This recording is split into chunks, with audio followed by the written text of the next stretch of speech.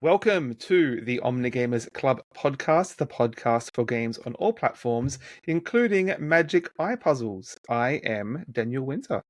And I'm Mark Uasa. And we're going to be talking about a featured game tonight. It's not our playlist, this one. And what game is that, Daniel? That is Senua's Saga Hellblade II. So, yeah, we hinted that we might talk about both games. I did not have time to play both games, so we're largely talking about the second one, the sequel that came out earlier this year. So, but Mark, perhaps you could tell us a little bit about the first game. So, shall we start? Should we roll straight into that first game? Let's jump right in. Yeah, Yep. for sure. So, Senua's Saga Hellblade 2, a mouthful of a name. This version is number 2 in the series, so it's by the same developer, Ninja Theory. Publishers are Xbox Game Studios. And it's for the platforms Windows and Xbox Series XS. So this is like no last gen. A rare Xbox exclusive. Right. And it was released not too long ago in May of 2024. So a relatively new game at that. And what type of game would you say this is, Daniel?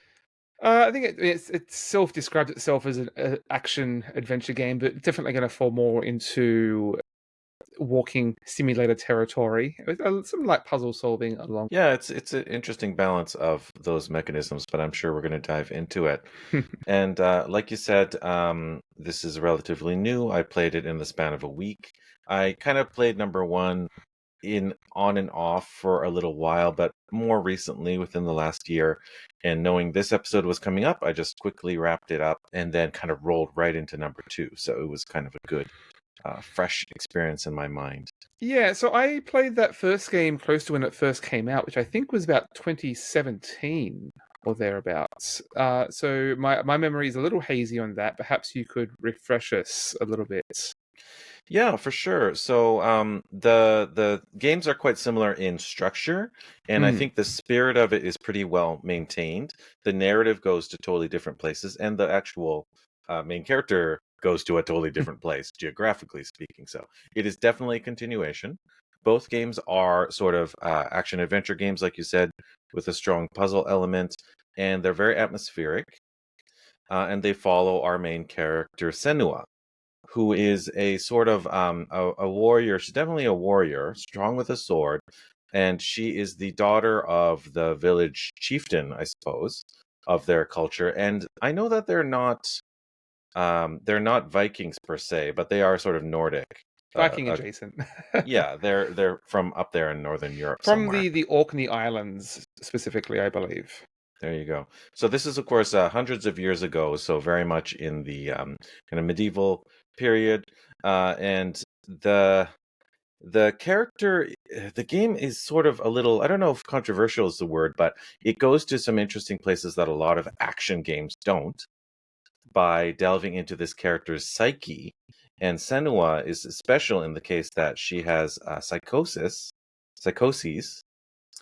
Sorry, I'm not sure what the exact medical condition is, but she suffers from or lives with psychosis. So that represents itself in a number of different ways throughout the game. I'm sure we'll go into depth, but primarily it's in the form of voices. So there are sort of these characters, and in the game developers, the publisher calls them Furies. So they speak into your ears. This game is 100% best played with headphones. So binaural audio, get the voices coming at you from all different directions. And primarily, there are going to be these Furies that are sort of like sending you messages that you aren't really sure. It's sort of like the unreliable narrator, except the voices are questioning what your character chooses to do. So that is shared between the game and both versions of the game. So before going too deep, I'll just say the first game sees you deal with a loss. You basically have been banished from your village because of your mental state. I think your father, the village chieftain, says that you have brought like a curse to your community because you hear voices. In their understanding, she is accursed by the gods, and she had to leave someone she loved, this character called Dillian, who you hear about in third person, And then at some point, basically, some sort of trauma, tragedy came to their village, and Senua feels incredibly guilty about it. So her voyage in the first game is about coming to atone, or basically to try and bring Dillion back to life, kind of like Odysseus or something like that, Hmm. and Yeah. Persephone. So it's a very, very large mythologically tinged story, and that's the scope of the first game. The second game is Well, entirely crucially, different. a lot of that is delivered sort of retroactively, and Right. Senua reliving those past experiences in as part of her sort of journey into hell and back. And again, a lot of that being represented as mythology made literal, and you're not entirely sure what's real and what's fictional. Obviously, there's a lot of like there are supernatural elements, but it's hard to know how much of that is unreliable narrator, how much of that is her psychosis, or if any of it is indeed real. It's left somewhat ambiguous. And it's so easy in games that touch upon ancient times to sort of toss away some of their beliefs as, oh, that's old timey Mm. thinking. That's just myth. They used to believe in these silly gods, and that's their sort of thing. But because we're coming from a modern perspective, and we're looking at this person that has an actual mental difference, a mental illness, perhaps you could say, and we know that we kind of treat people a little bit better, I'd like to think, in our day. So we're kind of looking at it with a different lens. We're looking at an ancient character with a different lens, and that's what makes this character very fascinating, and both these games very fascinating. Yeah, I mean, obviously back in those times, very little understanding of mental health, and like they literally would have internalized those mental health issues as being like touched by the gods, and she thinks of her voices as the Furies, and that's the understanding that they had at Yeah, those times. it's because precisely it's because they don't have any science at all. Mm. They believe that earthquakes are caused by the gods, and droughts are caused by the gods, and lightning is caused by the gods. Everything is caused by the gods, including, I don't know, your mental states. But I guess you humans have some sort of onus because she is sort of blamed and is a bit of an outcast. In that sense, I don't know. A lot of games have a sort of an outcast character, like God of War, and what is the other game? Horizon Forbidden Mm. Dawn sort of has Yes. an outcast character that gets sent off and exiled from her community. So it's a very typical setup like that. So is it fair to say that, talking about number two, sort of the first game resolved? Her quest is, she is actually able to complete it, and she continues, and then she starts a new quest, and this is not much of a spoiler because it's right from the beginning, but she basically travels to a different land, to the land of the people that sort of attacked her village in the Orkney Islands. So basically, I think it's Iceland Yes. that Yeah. she's traveling to. So a totally different land to her. She travels on a slave boat. So she intentionally gets captured, taken away, and she has to, her new quest is to confront the people that attacked her people, and basically rescue as many people as possible from a similar situation. Yeah, so I mean, you said she completed her quest. Crucially, she did not bring back her dead lover back from hell. Right. He remains dead, but she has somewhat internalized her mental health crisis. It's not solved; like she's not suddenly cured of this, but she has internalized it and managed to sort of self-actualize somewhat, I guess, and Yeah, come to she's terms with that. That's exactly right. Yeah, she confronts her demons, if you want to call it that, quote unquote. She confronts the things that were holding her back, things that gave her fear. She confronts her, obviously, issues with her abusive father as well. So her father was, like I said, the village chieftain. He blamed his own daughter. Bad things happened to Senua's mother as well. So lots of tragedy and trauma was heaped upon Senua, and she comes out of the first game kind of really even stronger, not just as a warrior, but as, like her mental state as well. So the second game starts off with her really kind of taking her, she's being more proactive, right? Mm. She's seeking out these opponents to defeat, right, of Well, her own volition. Yeah, that first game was very internal and inward looking, whereas this is extremely external, and she's looking out. She's looking to express. She's looking to enforce her will upon the world. It's about how the world views her and her sort of mental state. And those voices are still there. The Furies are still Right. commentating. The voice of her father is still there, but they're not so much of a driving force. They're just a presence, sort of. It feels a little bit like commentators or like the audio, like if you're sitting at a theater watching a movie and there's people commenting on it as you're watching. Yeah, it's like those characters from the Muppet Show. What are their names? Statler and Waldorf, yes. Yeah, they're just constantly criticizing the characters as they're trying to do their Don't go there. best. Why would you do that? Yeah, exactly. So the cool part about this game is that the developers, Ninja Theory, are given an opportunity to sort of start from a blank slate because she's going to a different land. Nobody knows that Mm. she has visions or hears voices. Maybe people are suspicious of that fact.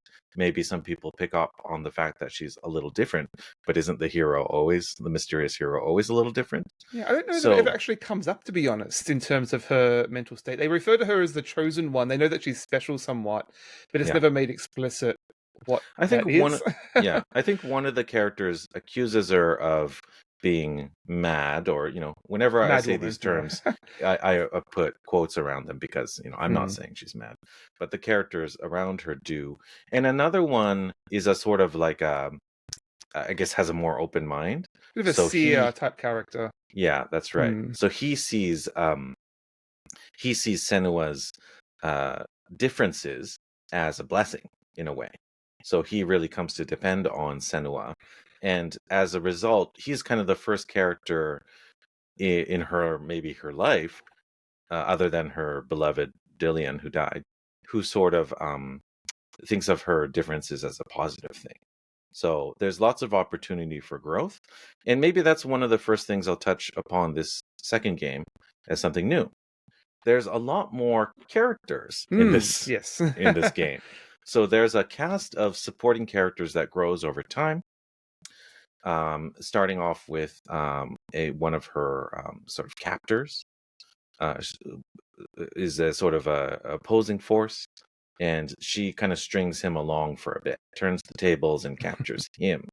So, and then that's just the start of it. There's multiple other characters that Senua comes to know over the course of the game. So that was a real relief, I thought. I Mm. thought the first game was really lonely and far too many flashbacks. And because you had the case of the unreliable narrator, you didn't know a lot of whether the first game was entirely in her head or how much of it was real. Yeah, this definitely grounds this game in a little more humanity. I think it doesn't entirely nail that, but I did really appreciate that there were actual characters, dialogue back and forth. There's quite a more sweeping narrative. The story here being you set out basically trying to figure out why these slaves are being taken and put an end to that, but it's quickly revealed that there be giants. There's giants plaguing the land. Again, whether those giants are real or not, who's to say? The other characters certainly refer to the giants and interact with them, but yeah, that's the main drive, and these characters banding together, working together. Senna was sort of putting her not I want to say her mental her mental health issues aren't necessarily used as a superpower, but she does use them as a tool and sort of internalize that to have a better understanding of herself and the people around her in order to resolve this issue. Yeah, she's sort of the catalyst, right? Like many sort of hero stories, that the people that are from these lands that are either the oppressors or the oppressed, they can think of Mm. no other way of being, right? Because this is their status quo. So the person that the interloper from a distant land comes, and it's that old trope. They see a situation and be like, it shouldn't be like this. And of course, she has the vision, right? Her mind works in a different way. She can sort of see across the veil, right? She can sort of see what maybe the other side, in their minds, the mystical side, is up to, how they think, how to solve problems, and maybe just because of her mental differences, she is willing to try different things, and different things she does. It's quite a Some have complained that this game is really short. I thought it was maybe even a touch a little long. I felt for the story it was trying to tell, but not too long. It was just about right. I thought she does a lot. She sees a lot, goes to lots of different places, and it's a sort of like a traveling story, right? She Yes. comes into the strange land, meets friends, overcomes Bit of a obstacles, road and trip movie, forms basically. alliances. Yeah. So this game has a lot going for it. Should we talk about the mechanics, or should we talk about the graphics, or what do you think? Yeah, I mean, let's start with the graphics. I think that's going to be the most obvious thing to anyone Sure. looking at this game is that this game's done pretty. Xbox has been showcasing this for several years. It's basically as a tech demo, essentially, and I think it's the new Unreal Engine 5, and it is one of the most incredibly realistic games I have ever seen. I mean, it's not just realistic, but there's the weather effects, the wind, the rain, the light coming through the mist and silhouetting, like lots of silhouettes here. So every moment you walk around a corner, there's a silhouette light coming behind it. Awesome, great. Yeah. Particle effects, weather, lighting. Yeah, it's incredibly um enrapturing visually. This is a Mm. real stunner. Maybe the first game I played on Series S that truly feels next gen, which is a little sad because we're several years into this generation. But I think I hear on other podcasts that a lot of complaints about PlayStation 5 also being the same thing. It's like we're finally getting now this year, Making the most of it. Yeah. 2024, to seeing the true next gen games. Squeezing the juice out of those machines. Yeah, that's right. So this game is a real stunner visually, no argument there. And compared to the first game, there's just a lot more. There's just a lot more. The vistas are huge. The landscapes are enormous. The pathways that you walk are still tiny and linear, sadly, but it looks impressive when you turn all the way around 365 degrees. And there's particle effects, and there's color. That's the thing that really stood I out. don't know if I agree. There's no, I think there is a range. Like there's You got at your grays, you least got your browns, you got your other you grays. got your greens, you got your yellows, you got your ochres in the distance with the sunsets and the light changing. I think you have a lot. You also have a lot of darkness Hmm. because long sequences of this are in like caves or in the woods at night. So there are a lot of things that touch upon I don't know, the inner mind of what strikes fear or at least tension in the mind as she goes through this arduous situation. But I definitely noticed the color um, in small bursts, especially in some, I don't know, there's like some tense moments, long series of that, and then there's moments of relief, right, where you can just look out at vistas, listen to the waterfalls, and really sort of appreciate the view. There was a lot of rocky, barren landscapes of various colors. I do think they could have perhaps shown a little more variety in those landscapes and just allowed for a little more beauty. These are like breathtaking, but they all are very sort of barren, rocky environments for the large part, all very dark, dreary forests. I mean, sooner or later I was going to have to mention this, but literally last night I watched a movie called The Northman from Robert Eggers, which remarkably familiar story, also about a Viking warrior allowing themselves to be taken as a slave to Iceland to resolve family trauma.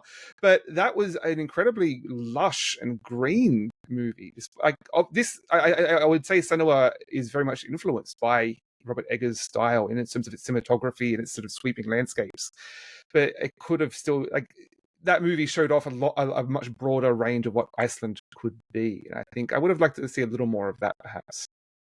Yeah, you could be right that it didn't take maybe full extent of the spectrum, but I think it does quite a bit more than the first game. Hmm.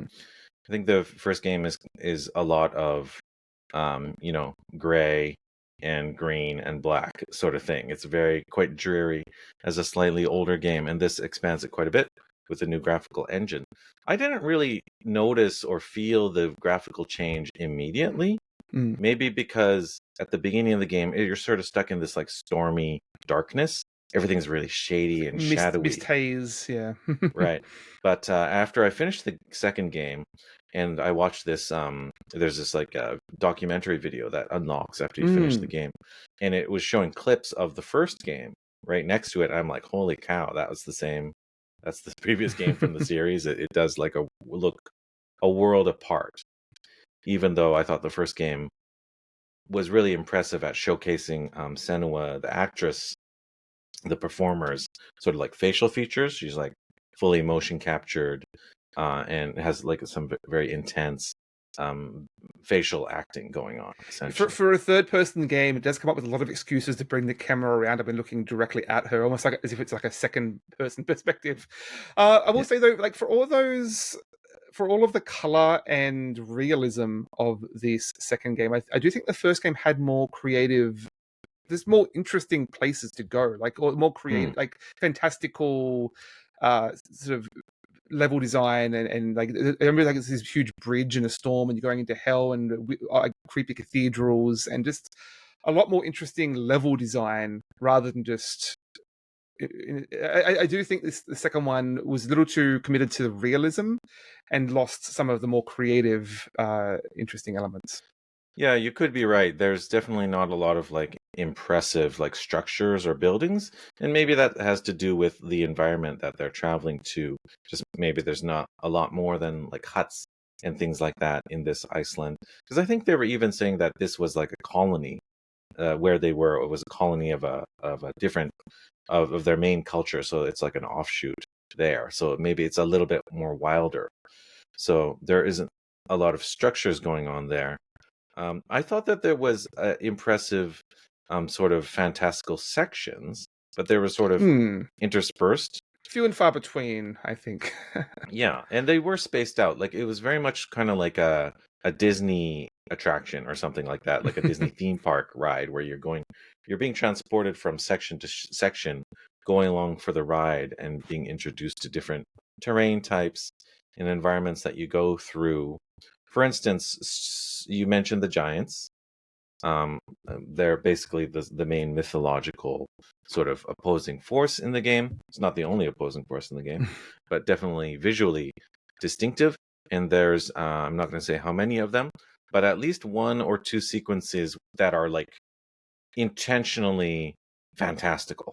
Mm. So one of them has a lot of like lava and fire and brimstone, and it's very distinctly visually different.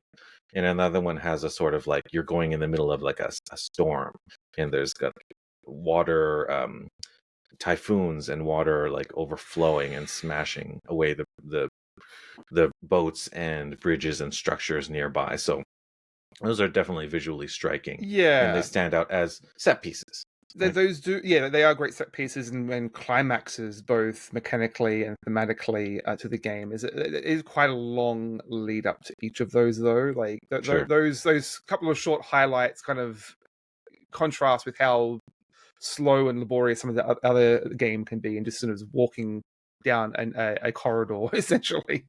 Yeah, true. I feel like a long third of this game is just like in the darkness of this really claustrophobic cave, which you hardly can see anything. So they definitely make full use of the light and the dark spectra. Oh yeah, and Probably more it's into the dark. very effectively, yeah. And I should say we should transition there too into the sound, which you hinted at earlier. Sure. The game explicitly recommends to play with headphones. I was only able to a couple of times just with family commitments. I often can't sort of plug myself in, but I made sure to test it out a couple of times. And it is very like excellent sound design. You've got the voices of the Furies sort of circling around you. You've got the soundtrack. There's a folk band called Heilung. I believe that sort of traditional folk music that they were brought in, and there's really effective sort of drone soundscape in overlaying with those voices. You've got the voice of your father interspersing that, which you will feel in your bowels, basically, if you've got your headphones on.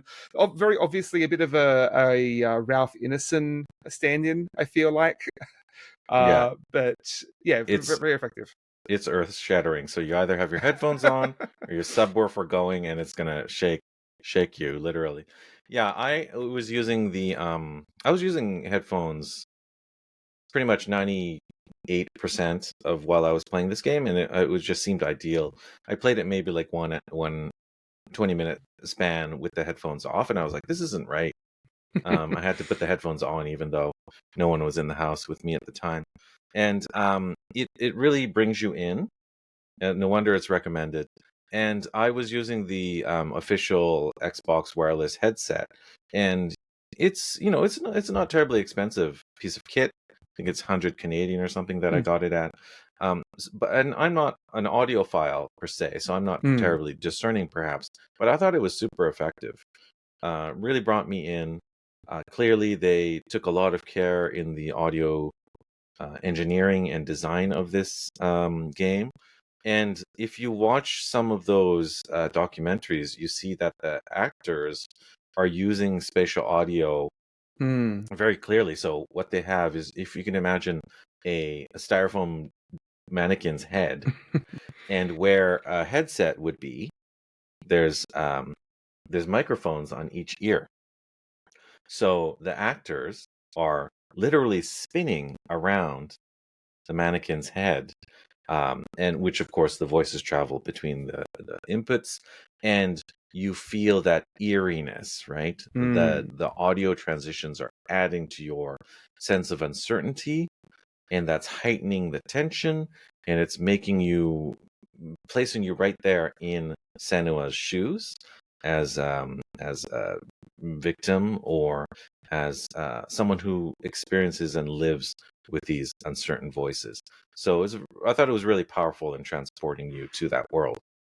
Yeah, I in my previous life as an archaeologist, I actually studied some sort of auditory archaeology, specifically in shamanic cultures, and how the use of sound and reverberating sound in like caves was basically used to induce other states without the use of like hallucinogenic drugs, and how that can like droning music and reverberating sound can really put you into another place or into other states of being. And like this game does almost get you there, essentially. Like it completely, it's very oppressive and just intense, the soundscapes that it puts you into, which does add to the atmosphere for sure.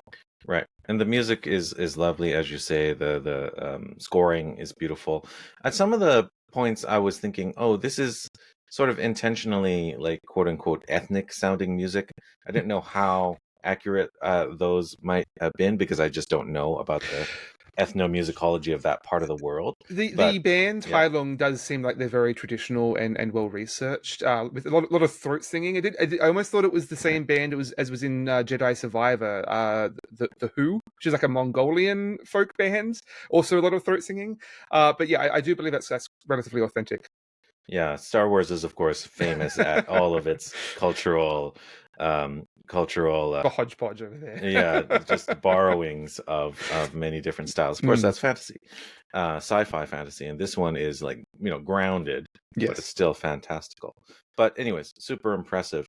We talked about being oppressive and being in a tense mental state. Can we talk about the violence in this game?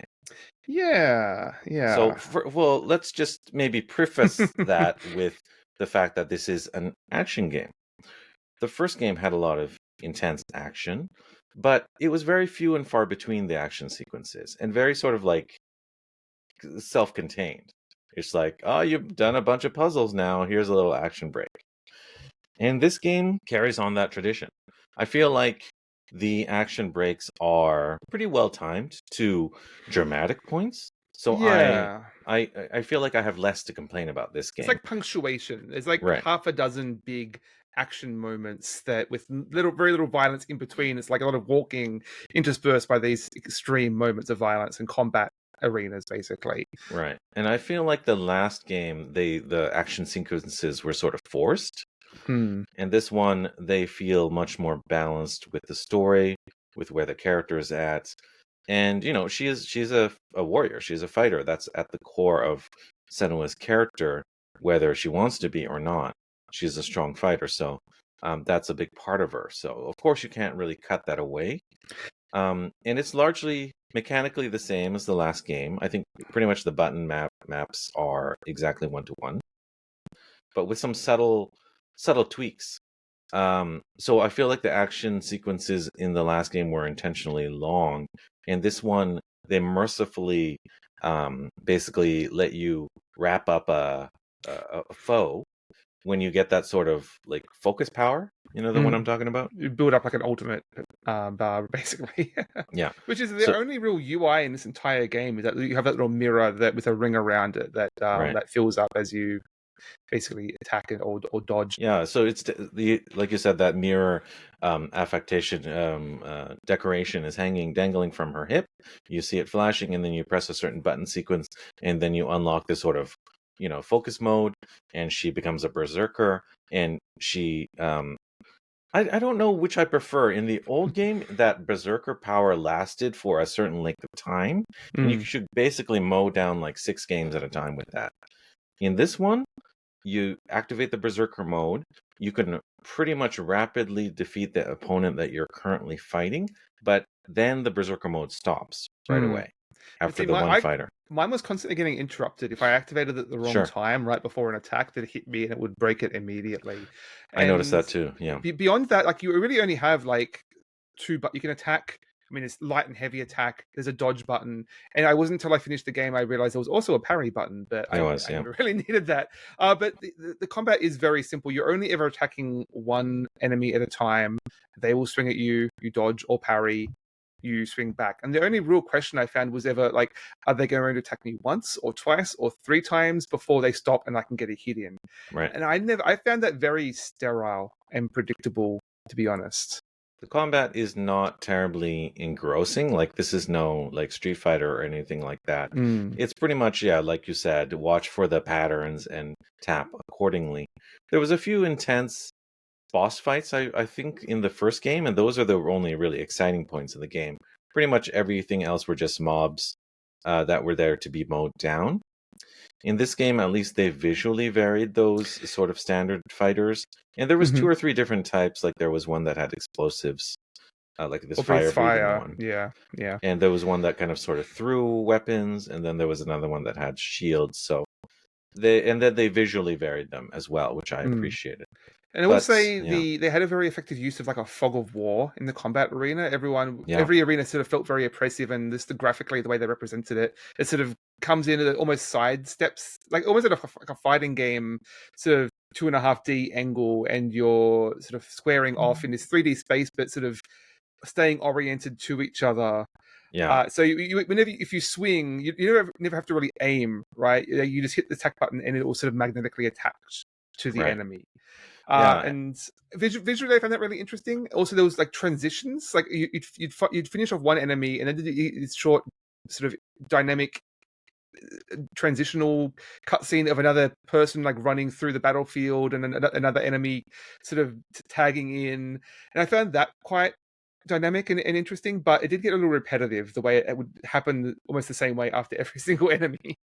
yeah. I did appreciate that later on, once you start to grow your party out a little bit more, your companions out, that you see them sort of fighting, and it sort Mm. of We extends the do like a story. pan around you and see what else is happening in the fight around you. Yeah. Yeah, so it felt like your fighting had a little bit more purpose, Mm. rather than it's just something that you have to endure.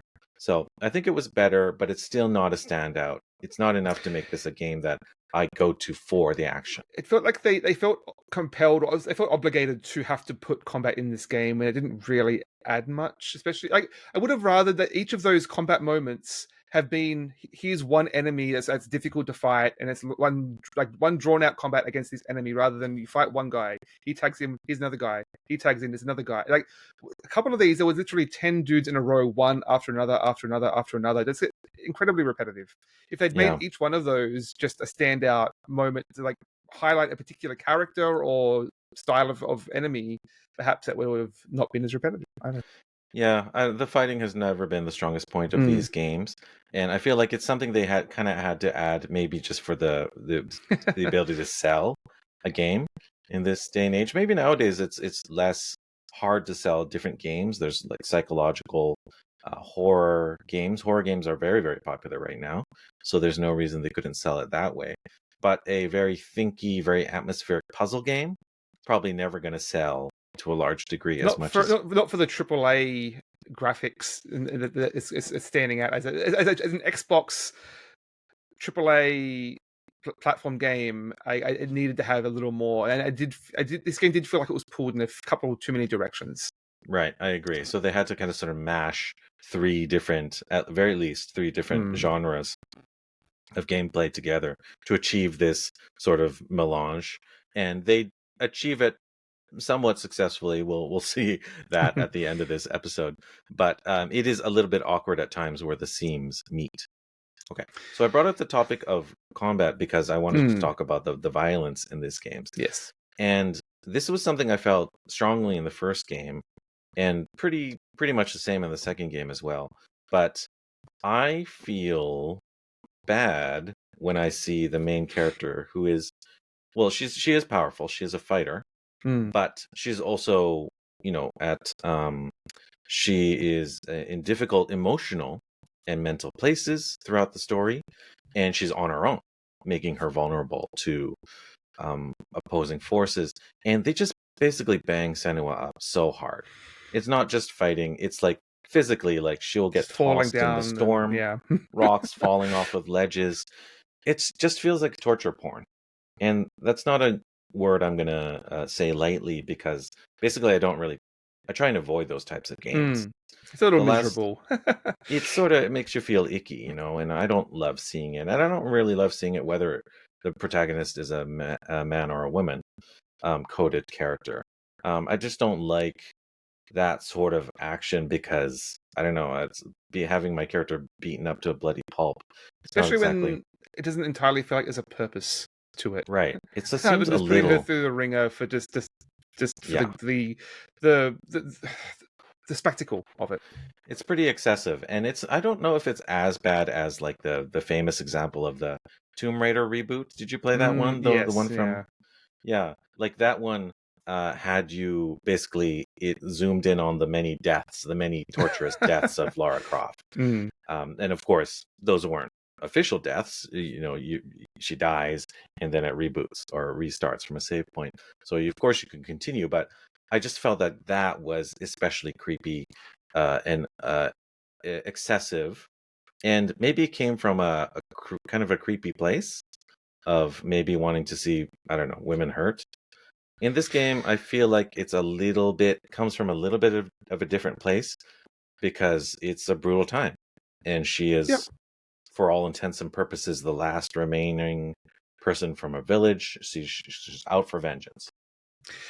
My main issue with all of that, though, is for all of the violence and that she's both experiencing herself and seeing, like every time she comes to a village, everyone else has just died. She's constantly like one step behind all these catastrophes. Yeah. And between all of that, there's very little chance to see what are they fighting for. Like there's very little. You never get to see people actually living their life in this game to see what to have a comparison point and some contrast to all that violence, right? Yeah. I think it needed a little more life in between those moments. I agree. You're right. It's kind of like a trope with this game. Like every sort of sign of civilization she comes to is either a ruin or it's just been a torched village. Right. Yeah, there's like bloody cut up bodies being crucified or strung up in buildings or on the sides of things on bloody pikes, decapitated heads. Like it's excessive. It's not just the violence against Senua, it's just the sort of the gore. And I didn't necessarily love that. But maybe that's a personal thing. Maybe others will really enjoy that. It's not exactly scary, although there are creepy moments in the game. I say it's not really a horror game. What did you think? I mean, there is one particular sequence that basically turns into The Descent, that particular horror film in the caves. But other than that, it's not. Yeah, I never found it particularly scary. Just oppressive more than anything. And again, like for all of the accuracy in the landscapes and the mythology and the dress and everything, it was just I wanted to see more attention to detail, more love for the culture and how these people are living their lives. What are they doing? What do they believe? Other than the giants, like what else is driving them? What are they fighting for? Yeah, I agree, and it's sort of like a joke because at some point the Furies that are speaking in Senua's mind say, "You bring the death with you. You're bringing all a trail of death follows you," and it's like, no, that's just the game designers. That's just the narrative designers wanting to give you this like oppressive, really Am I the grimdark problem? journey. And it's not entirely bad. There is some camaraderie between the characters. Very Yeah. limited opportunities But of that. again, you so quickly you have an interaction, and those what few interactions are there are really strong. But then you're very quickly separated for various reasons and back on your own. And just those few moments of interactions maybe want more of that, more humanity, more like there's a lot of telling and little showing in this game, especially in those interactions and like whether certain characters can be redeemed. For example, they just tell us, "Oh, he's changed. He can be changed." Yeah. Without actually going through the motions of having more interactions to talk through that. Yeah. I actually like pretty much the entire cast. I like the side Mm. characters that Senua comes to know. But you're right, you don't really get to know them very well. Kind of happens off Because screen.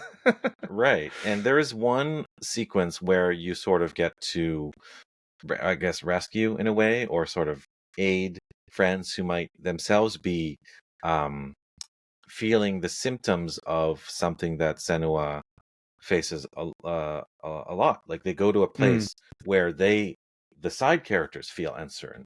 They hear voices, they see visions, and Senua is actually ironically okay. She's the one that's She's prepped done this for before. this. Right. But the other characters are afraid and they're brought Mm. to a really dark place. So that I thought it was a really touching moment where sort of the tables But turned. again, that moment is so brief. Like True. it's more focused on the weirdness and the puzzliness of walking through this strange place, and then the actual character moments are just brushed aside really quickly. I found, and like Okay. they give you this big decision, like which of Yeah. these two characters you're going to choose. It doesn't matter. Yeah, yeah, that's as I thought. Yeah, for sure.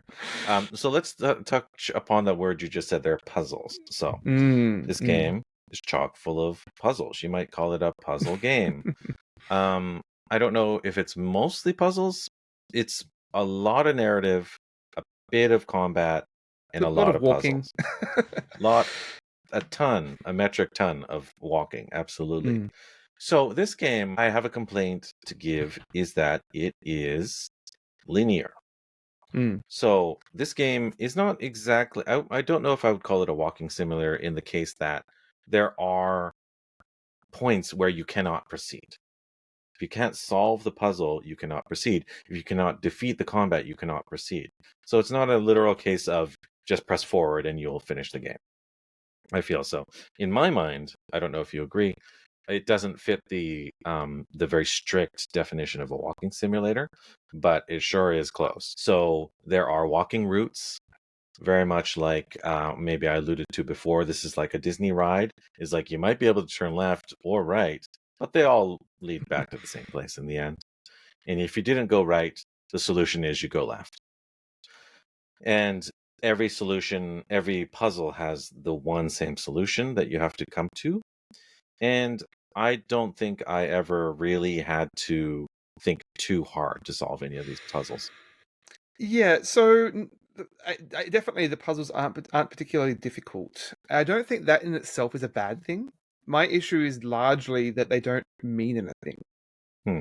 So one of them, there's two or three different types of puzzles you're going to come across here. One is very similar to the first game where you have to find these runes. You have to stand in a very specific part of the world to line up uh, shapes in the world, like maybe a tree and a wooden pole align to form a shape of a rune, and that unlocks a key to move forward. But what does that rune mean? Like I don't know. It may mean something very specific in the context of the game, but we're never given that information. It could be a Yeah. completely arbitrary rune, what the purpose of that is. And from there, it gets even worse. And that like there's a whole sequence of puzzles that's basically picking up a rock and putting it on a pedestal to unlock pathways that just Yeah. mean nothing in the context of the game. It's just busy work. It's the same And puzzle every time. Yeah. a lot of the complaints about this game could also be leveled at a previous game we covered, Harold Halibut. And then it was a very linear game, a lot of walking and talking, and very simple puzzles that were easy to solve. But all of those puzzles were like diegetic, and fit into the narrative of the world. And I think that's what I was really seeking for here, is something like, have the puzzles be telling me something about this world, about the people, about the world that we're in, rather than just picking up rocks. Yeah, I agree. There's basically like kind of four types of puzzles, and the Mm, solution is always the same. It's just stand in a different spot, mm. or put the pieces down in put the three rocks down instead of two rocks this And it time. always puts like sparkly things around you, so you know exactly if you're standing in the right spot. So because it Yeah, doesn't want you to completely fail this. yeah, exactly. And then there's this focus button. So if you hold the Mm, right trigger or the left trigger, you sort of go into focus, which tightens the field of view, makes you walk a little bit more slowly. And it's kind of this game's version of detective mode.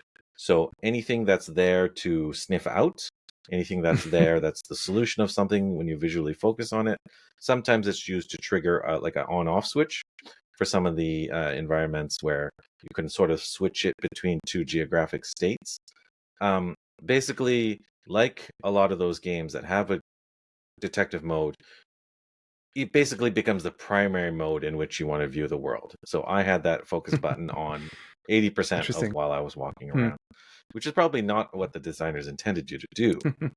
But if you wanted to find a solution, like some of the missable collectibles hidden in the Hmm. background, Yeah. you would need to hold on to the focus button. So maybe this is a good time to talk about the two types of collectibles in this Yeah. game. So this game would be very, very linear if it didn't have things you could fail at. So as I mentioned before, you can fail at the combat, you can fail to solve a puzzle, but there's no variation between my game and your game. It would be very much the same experience if there weren't something to distinguish it. And in this game, you don't have any equipment, as in anything that you slot. You don't have any stats that you upgrade. You don't have any items to stock in your inventory. The only thing you have that you can miss are these two types of essentially lore. Hmm. And one of them is literally the Hmm. same as what they had in the first game, is there's these sort of like lore stations where you find the station, you focus on it, and you unlock this little audio journal. The thing that I'm frustrated about is it just doesn't keep playing. If you walk away, you have to Yeah, I literally made that stand there and mistake. wait. That was super annoying. I've got 5 minutes of walking that I need to do. Just let me listen to the lore while I'm walking. Yeah, exactly. Yeah. And the other, I guess, cool thing about it is that it sort of is like a runic alphabet or something like that. So in the Yeah. first But game, there was again, like, don't know what those runes mean. yeah, the first game there was like 30 of them. In this game, there's like Mm, 15. So yeah. that gives you like a little indication of the length of this game.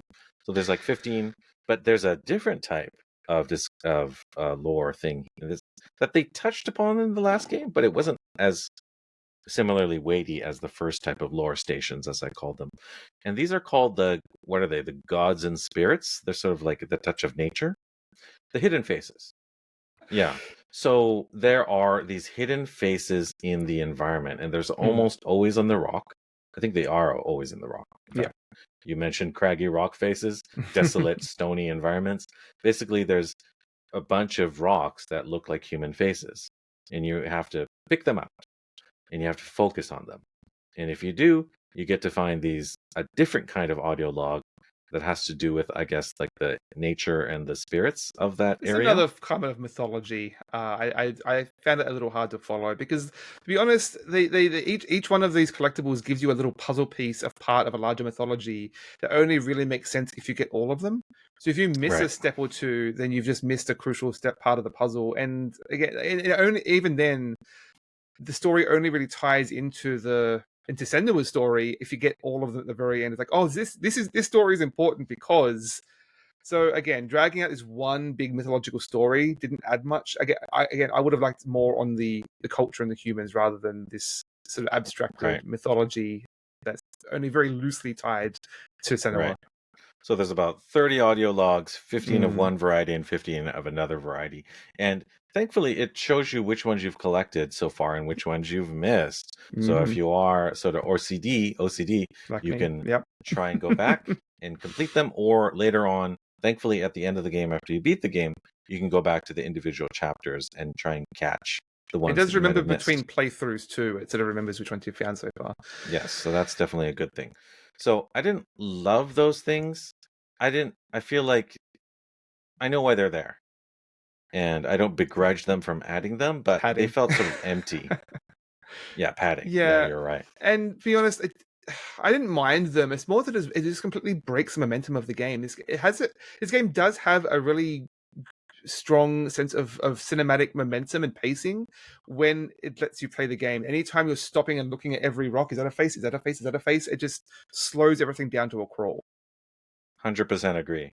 And there's a point in this game where you know you're done because you finished that track of 15 or so, and you're Yeah, finished that yeah. track for both of those types of collectibles. So if you caught the last one, you know you caught the last one. And that was a point in the game where I felt so good. I Mm. was like, not because I got so many, because I didn't catch them all the first time around. I just thought, like, thank goodness I don't have to focus on every corner as I step through every last environment. And there is a little bit of story after you're done catching your last collectible. So I felt like a weight was taken off me. So that was a good Yeah, feeling. yeah. No, I'd rather have not been there or just find some other way of delivering that, basically, just so you can focus on the actual momentum. Because one other thing is, I love a game where I can stroll and take my time, walking slowly, just taking in the environment and the atmosphere. And this is a great game for that. But that very quickly wore thin when it takes so long to walk from A to B. I very quickly realized that the sprint button, like the pacing of the game, just feels so much more natural when you're sprinting. And the game will slow you down. Even the sprint button will be walking relatively slow when it's something important. So I think the momentum and pacing is just broadly more consistent when you're sprinting from A to B. Yeah, I tend to agree. Is like you feel you imagine that the game designers, the environment artists would love it if you strolled slowly, took in the Mm. environments, and really just breathed it in, all the majesty and beauty of it. But if you have to hunt and pick over every little pixel, it just destroys the immersion. It destroys the momentum, as you said. So it's sort of counter to the purpose of the game and the feel of the game. So it, just for the reason why I felt relieved and freed when I finished finding all the missable lore. All right, so we are covering a lot of ground here, and I don't probably think we want to reveal too much of the story because there are some sort of Yeah. twists and turns story wise. Maybe I'll talk a little bit about some more of the visuals again that struck me. So they're doing some interesting things with like patterns and Mm. repetition, visually speaking. So something I think that they didn't have in the first edition of the game is when you have to start those sort of rune hunting puzzles. In this version of the game, you have these sort of like mandala effects. Like you have these like repeating patterns that are Fractal circles. fractal shaped and Yeah. they're sort of like pulsing. So they might be like 50 different arms that are in a sort of circle, almost kind of like a Eastern mystical mandala shape, but it's set in a very dark sort of Norse environment. And I thought that was really powerful. And the stone puzzle, the stone dropping, the orb dropping puzzles you mentioned, do a cool thing where it works with reflection. So Hmm. you have an environment, a landscape, and then it sort of mirrors it vertically. So it's mirrored, the top becomes the bottom, and the ceiling becomes the floor, and it's mirrored. And I think that these sort of like visual effects are supposed to be visual counters to the audio phenomenon that Senua is experiencing. So they're supposed to be a visual cue to show that she's in a different mental state than your average person. And also adds a little bit of visual interest when she goes into these different pockets of the world. So there's a sort of a standard world, the very mundane world where us, the player, and the mundane characters of her story occupy. And then she steps through the veil, so to speak, into these sort of the flip side of it, the upside down. Yeah, it's again very much that unreliable narrator being brought in, and that though there are a few moments where it does look cool visually, it doesn't really like you don't really need to engage with that in order to solve the puzzle. Like you don't have to look at the reflections or anything. But those moments are fairly few and far between. I found where it really does play with those in an interesting way. Like even those Medala, I thought were it was a cool visual, but it didn't really mean anything. It was just, ooh, look, pretty lights. Yeah, I think the one case where the visual did have a mechanical purpose was the blue torches. So basically, there's several Yeah. points throughout the Oh, game yeah, yeah. where there's a type of puzzle where there's a blue torch, or sometimes they're controlled by just an orb floating in the sky for some reason.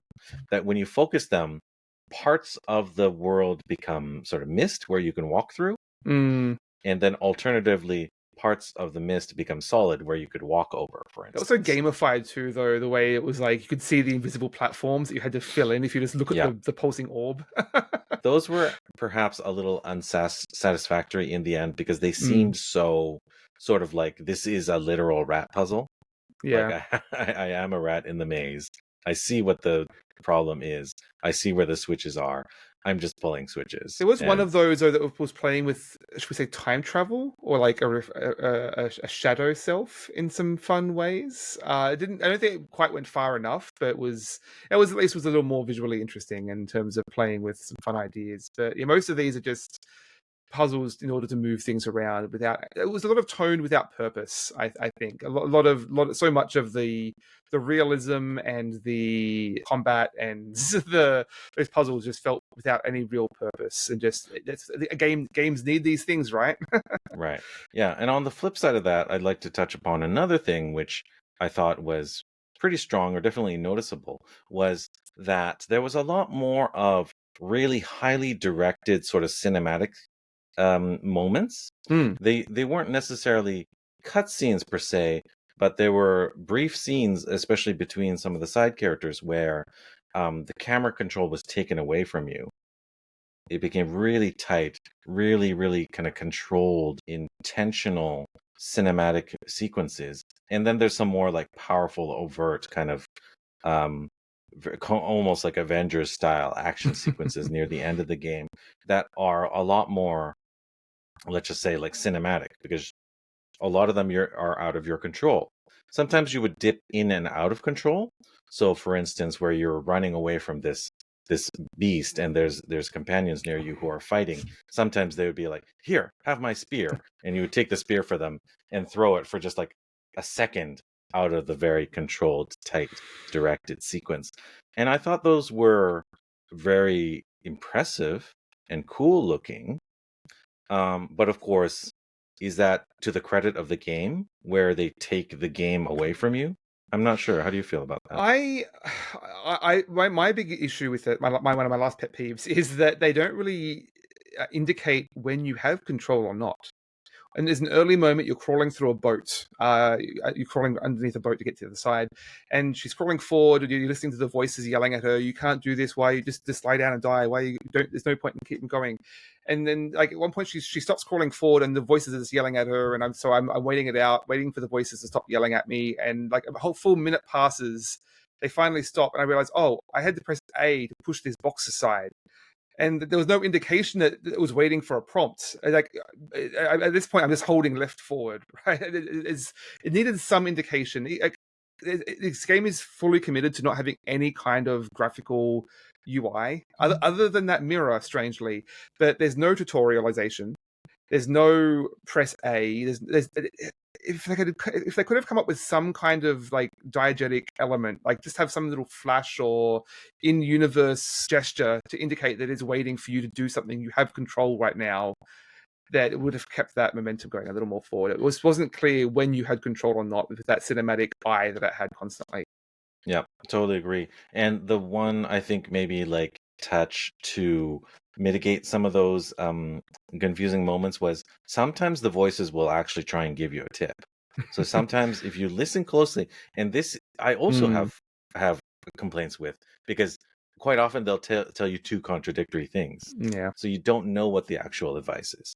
So in a couple of instances there's hidden secrets. One of them shows up right behind you. And of course you're not going to see it. But one of the voices I think says sometimes there are things hidden in the dark. where you could not see Right. before, Yes. or something like that. And that's supposed to be a clue that, hey, turn around because there's something that was revealed right But you've behind you. been told that you can't trust these voices largely. Yeah, exactly. So Yeah. what are you supposed to believe? Mm. So sometimes some of the voices are trying to help you, but because of the way they're telling the story, you don't know which is which. Mm. So you feel, once again, the power is out of your control. And for quite a lot of this game, they do take the controls away from you. So that's something I didn't love. Mm. Yeah, so I think we're about time to start bringing this home. I think largely, I mean, there were seeds I really enjoyed in this game of some of the themes and story and characterizations. I just found them too few and far between, too many distractions. The game's trying to do too many things to really commit to those few interesting ideas, all in the interest of trying to be cinematic, I guess. And then I don't want to be dismissive and say, "Hey, just go watch The Northman instead." But hey, do go watch that movie. That was great, but it didn't feel like it truly justified being a game. Almost like Right. I was a big. I'm Harold Halibut might be my game of the year. I was really into that as a very game, like very light on actual game mechanics, very light on puzzles, but there was so much more humanity and narrative carrying me forward here. And this was a lot of just atmosphere without a purpose. I think the voices got a little repetitive after a while. I just wanted more humanity in between. Yeah, I was actually, when I finished the game, I thought it went a touch too long for my taste because, Mm. you're right. The story is fairly simplistic. They could have probably told a really good 2-hour movie with the basically the plot of everything they covered, and it was padded quite a bit. So sometimes I thought that way, but the experience I had, I think, was overall good. I'm glad that I did it. I'm glad that I did number one as well. Like, you really feel that this character has gone on a journey and that she has grown. So it's not just like an action game where pretty much the character's the same all the way through. It's not like, you know, even like Batman Arkham series, like you're still just Batman. You're still just fighting the Joker. You don't really change. But in this game, you do. You change, you go places, you come to grips with, things that are haunting you. You see this character grow. And I felt pretty much happy with the way that Senua number one ended. I thought it ended at a little weird place. It was a little abrupt. And this game has a very kind of poetic ending, but they leave it open for potential third entry to the series. So we'll see. They definitely button up the story though. Yeah, I mean, I So think with this game being so much more external and looking outward at other characters, I think you do lose some of the focus on Senua. Like, there's less time to focus on her development, and there's other characters don't get as much development as I'd like either. But curiously, I saw that you had a note here that you'd played the others playthrough. I think it's called.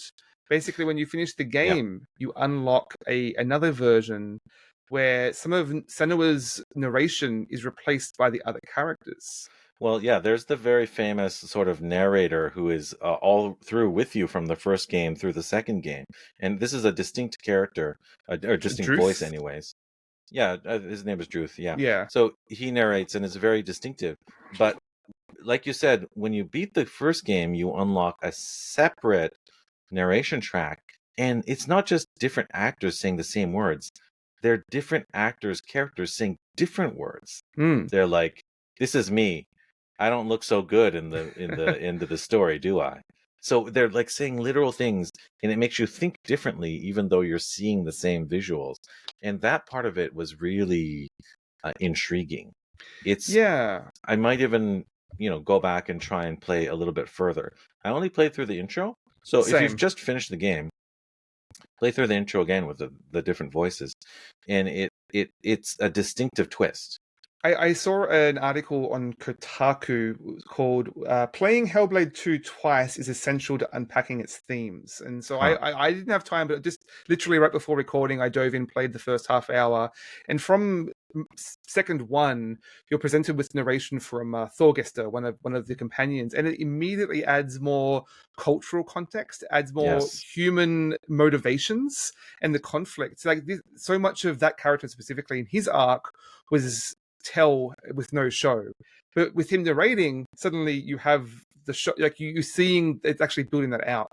Right. At the same time, it's replacing Senua's narration and her inner dialogue. So you kind of you can't get you had to have 2 playthroughs sort of to get that full package. And I really would have loved if they'd found some way to reconcile those 2 concepts. It's not really fair for a game to expect you to play twice, but that way. Sure, but I think this is something you could only do in a video game, right?